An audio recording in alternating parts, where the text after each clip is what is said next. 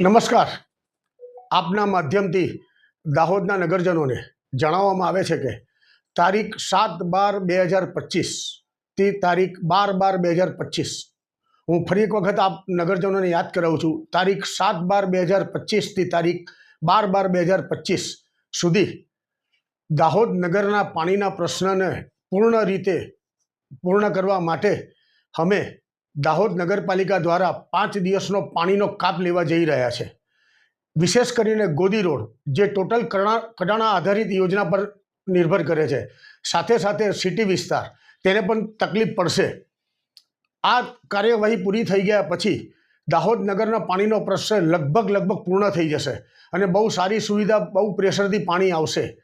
આ પાણીનો કાપ એટલા માટે લેવામાં આવી રહ્યો છે કે કડાણાથી દાહોદ આવતી પાણીની લાઈનમાં નવીન મોટરો જે સંપૂર્ણ હેવી છે, ડબલ કેપેસિટીની છે, સાથે સાથે 32 જેટલા એરવાલ લગાડવાની કાર્યવાહી કરવાના કારણે 5 દિવસ સુધી જો પાણીનો કાપ લેવામાં આવે તો દાહોદ નગરનો પાણીનો પ્રશ્ન પૂર્ણ રીતે સોલ્વ થઈ જશે એવી અમારા સૌને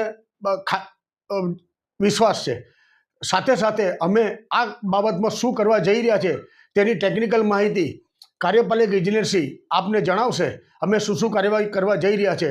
નગરજનોને મારી એવી વિનંતી છે કે પાણીનો બગાડ કરશો નહીં, જરૂરિયાત પૂરતો પાણીનો સ્ટોક કરી રાખશો, પેનિક થશો નહીં। જે પણ કંઈ વ્યવસ્થા અમારે કરવાની છે તે વ્યવસ્થા કરવા માટે ટીમ નગરપાલિકા પૂર્ણ રીતે કટિબદ્ધ છે। આપ સૌને જેટલી પણ ઓછી તકલીફ પડે એના માટેના અમારા સવિશેષ નિષ્ઠાપૂર્વકના પ્રયત્ન રહેશે। ટેકનિકલી અમે જે પણ કાર્ય કરવા જઈ રહ્યા છે એની વધુ માહિતી આપને કાર્યપાલક ઇજનેરશ્રી આપશે। જી સાહેબ, નમસ્તે। ડીએમ બોમ્બડિયા, કાર્યપાલક ઇજનેર, પાણી પુરવઠા ઓફિસ, દાહોદ। દાહોદ શહેર કડાણા જળાશય આધારિત પાણી પુરવઠો મેળવી રહ્યું છે।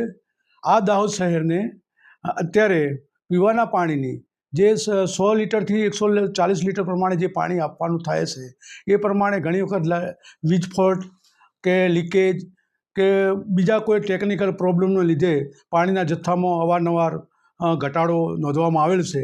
આ બાબતે સરકારશ્રીમાં નગરપાલિકા દ્વારા રજૂઆત થતો આ યોજનાને ઓગમેન્ટેશન અને સ્ટ્રેન્થ કરવા માટે ભાણાસીમલમાં જે 350 એચપીના જે પંપો હતા એમની જગ્યાએ 600 એચપીના પંપ ઇન્સ્ટોલ કરવાના થાય છે।